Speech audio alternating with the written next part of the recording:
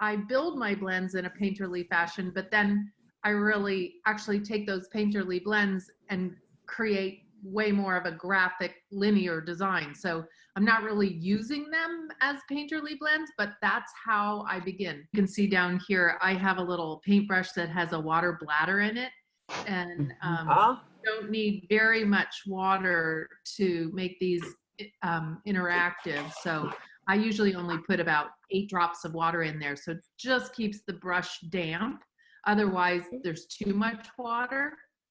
And sometimes I do look to color masters for like inspirational starting points. So for example, I looked at this painting and I found an interesting section in the painting that I thought had both kind of color interest and graphic interest. And then I start to mess with it and try and figure out what I would like to do with it. And so then and if you pull out the individual colors and kind of draw, you sort of make connections. Oh, that exists in it. That doesn't exist in it. Maybe I'd like that to exist in it. So I just find that to be a very useful tool. Same thing. So then I might actually work out, because I do build a stack of blends. So then I kind of figure out what colors I want to create in that stack of blends. So same idea. Just using those. And I use the Caran d'Ache. I feel like they have, for me, they have the kind of the richest color way, and I have a lot of those. So then I turned it into a very graphic thing that was just sort of loosely based on that original idea. And then I need to create each one of those fields of color as a blend. So I kind of try and work them out with my pencils, and then a series of blends that will then conspire to make the overall piece. So this is made from those blends. Oh, is that cool? Beautiful. Delicious. And so I made a bunch of them, and then I start to kind of paint the piece. Here's a whole new colorway. What I'll do sometimes is, once I have all those stacks of blends, I'll chop them up and figure out where's their shadow, where's their highlight. So I'll chop this up and build the cane as just a flat painting. And then once I've decided which pieces go where and what I've got, then I'll work out the pieces of the clay so that they are a cane. I start by kind of sort of painting with them flat, and then I built the cane, and then I made a bead. So that's my process. Gorgeous. Can you run Show it again? one more time, but not The whole talk? thing. But not talk, just show the pictures. Yeah, and just show the pictures. Yeah. Run through the pictures again from the beginning. Yeah. Cool. You specifically want me not to talk? Well, you don't need to. Keep your mouth shut. Shut up, Sarah. You just sit there and smile, Sarah, because we see you on the So side. pretty. And if you have any questions, just blurt them out. Sarah, have you made this cane yet? Have you got this done? I did, and I tried to find the cane that I never bummer. took a picture of the cane. I made jewelry out of it, and that exists somewhere, but I don't think I have it, and I couldn't find the cane. I did build that graphic right there as a cane. Wow. And it was pretty darn close to this is just kind of revealing, because I did try and really work out all the colors that I wanted to show up in there.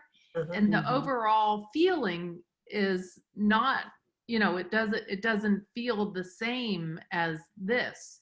So I really try to identify the colors as such and make them.